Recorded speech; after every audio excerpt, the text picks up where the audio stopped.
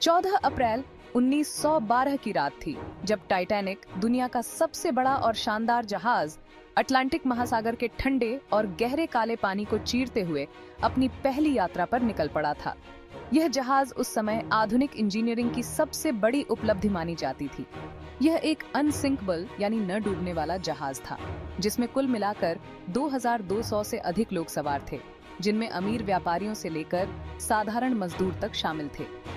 Titanic की यह यात्रा न्यूयॉर्क तक पहुंचने वाली थी, लेकिन किसी को भी यह नहीं पता था कि इस जहाज की यात्रा अधूरी रह जाएगी। जहाज पर सवार यात्री बेफिक्र थे। वे आराम कर रहे थे या बड़े-बड़े हॉल में संगीत की धुनों पर नाच रहे थे। पहली श्रेणी के डेक पर अमीर और प्रतिष्ठित लोग शैंपेन के गिलास उठा रहे थे, जबकि दूसरी ओर तीसरी श्रेणी के यात्री थोड़े सामान्य माहौल में थे, लेकिन खुशी से भरे हुए थे। जहाज की रफ्तार तेज थी और रात के अंधेरे में इसका सफर और भी तेजी से बढ़ रहा था।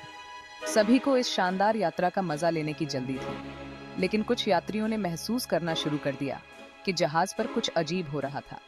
यह अजीब महसूस होने वाली घटना सिर्फ जहाज की अनहोनी से पहले की आहट नहीं थी, बल्कि इसके अलावा भी कुछ ऐसा था जो रहस्यमयी और भयावह था।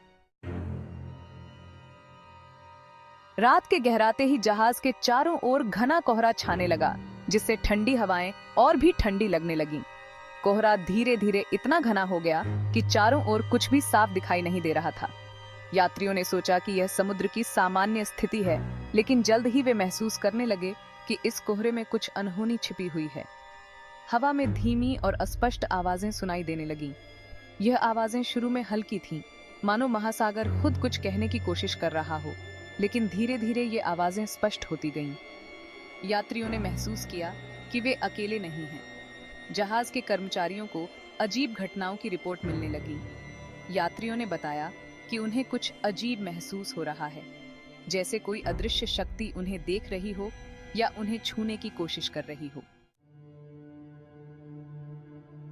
पहले दर्जे के केबिनों में से एक आलीशान कमरे में क्लारा विंडसर नाम की एक अमीर महिला सो रही थी। अचानक उसकी नींद टूट गई और उसे दरवाजे पर हल्की दस्तक सुनाई दी। पहले उसने सोचा कि यह उसकी कल्पना हो सकती है, लेकिन दस्तक लगातार हो रही थी।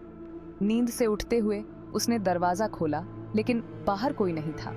यह देखकर उसे थोड़ा अजीब तो लगा, लेकिन उसने इसे नजरअंदाज कर दिया और दरवाजा बंद कर लिया। कुछ पल बाद फिर से दस्तक हुई। फिर से दस्तक? यह क्या हो सकता है? इस बार दरवाजा अपने आप धीरे धीरे खुल गया और उसने गलियारे में एक आदमी को खड़ा देखा। उसकी पोशाक फटी पुरानी थी और वह एक नाविक जैसा लग रहा था, लेकिन उसकी आंखें अजीब तरीके से खोखली और ठंडी थीं, जैसे उसकी आत्मा वहां नहीं थी। क्लारा ने घबराकर दरवाजा फिर से बंद कर दिया और अपने बिस्तर की ओर बढ़ी, लेकिन तभी उस आदमी ने हल्की आवाज में कहा, तुम्हें यहाँ से जाना चाहिए मैडम, यह जहाज अपनी मंजिल तक नहीं पहुंचेगा। उसकी आवाज में ऐसा ठंडापन था जिसने क्लारा की रीढ़ में सिहरन पैदा कर दी। उसने फिर दरवाजे की ओर देखा तो वह आदमी धीरे धीरे धुंध में घुल गया। क्लारा बेहद डरी हुई थी। वह तुरंत अपने दोस्तों के पास भागी, लेकिन ऐसा लग रहा था कि वह अकेली नहीं थी जिसने कुछ अजीब देखा था। जहाज पर कई यात्रियों ने अजीब घटनाओं का सामना किया था। नीचे तीसरे दर्जे के यात्री एक छोटे से कमरे में इकट्ठा थे और टाइटैनिक के निर्माण के बारे में कहानियां सुन रहे थे।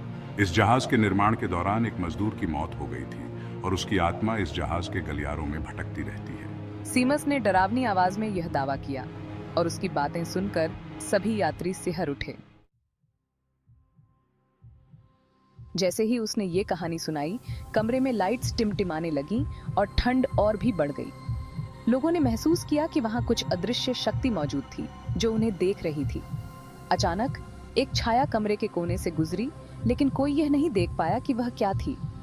डर के मारे लोग सहम गए और गलियारे से धीमी कदमों की आवाजें आने लगीं।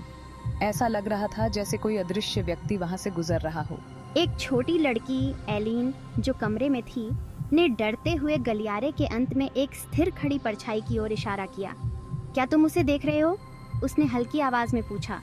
लेकिन इससे पहले कि कोई कुछ समझ पाता, वह परछाई धुंध में गायब हो गई और कमरे में एक भयानक सन्नाटा छा गया। जैसे जैसे रात बीत रही थी, जहाज की गति और घटनाएं भयानक होती जा रही थीं। कप्तान एडवर्ड स्मिथ, जो अब तक की स्थिति को नियंत्रित करने की कोशिश कर रहे थे, धीरे धीरे महसूस कर रहे थे कि चीजें हाथ से निकल रही हैं। चालक दल के सदस्यों ने समुद्र के ऊपर खड़े धुंधले आकृतियों को देखा था, जो उन्हें इशारों से अपनी ओर बुला रही थी। एक स्टुअर्डेस ने देर रात गलियारे में एक छोटे बच्चे को खेलते हुए देखा था, लेकिन जब उसने उसे आवाज दी तो वह बच्चा धुएं की तरह गायब हो गया। जहाज पर अब अजीब फुसफुसाहटें फैलने लगी थीं। वापस जाओ, वापस जाओ। इन्हीं घटनाओं के बीच कप्तान एडवर्ड स्मिथ के एक अधिकारी ने दावा किया कि उसने जहाज के सामने एक महिला को सफेद कपड़ों में देखा, जो सीधे हिमखंड की ओर इशारा कर रही थी। उसकी आंखों में गहरी चिंता और चेतावनी थी, मानो वह जहाज के आने वाले खतरे के बारे में बता रही हो। कप्तान ने इसे सिर्फ कल्पना समझकर अनदेखा किया, लेकिन अब बहुत देर हो चुकी थी। रात 11:40 पर टाइटैनिक हिमखंड से टकरा गया। टक्कर इतनी जोरदार थी कि जहाज का निचला हिस्सा बुरी तरह क्षतिग्रस्त हो गया और पानी अंदर आने लगा। अब जहाज डूबने लगा था। यात्री भगदड़ में भागने लगे, लेकिन इसी अफरा तफरी के बीच एक और भयानक सच्चाई सामने आई। जिन यात्रियों ने पहले भूतों का सामना किया था, उन्हें अब एहसास हो रहा था कि वे आत्माएं उन्हें डराने के लिए नहीं आई थीं, बल्कि उन्हें चेतावनी देने के लिए आई थीं। भागो मैडम, तुम्हारी जान बचाओ।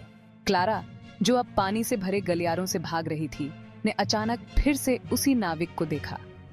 वह उसे लाइफ बोट की ओर इशारा कर रहा था। उसने उसकी बात मानी और लाइफ बोट की ओर दौड़ी। उसने अपनी जान बचा ली। वहीं सीमस और उसका परिवार भी उन्हीं परछाइयों की मदद से लाइफ बोट तक पहुंच गए थे। ये भूत जहाज पर मौजूद लोगों को बचाने के लिए आए थे, न कि उन्हें डराने के लिए। जैसे जैसे टाइटैनिक धीरे धीरे महासागर की गहराइयों में समा रहा था, जीवित बचे लोग अपने चारों ओर उन्हीं आत्माओं को महसूस कर रहे थे, जो पहले सागर की गहराइयों में खो गए थे। वे आत्माएं अब यात्रियों को शांति से उनके आखिरी पलों में आराम देने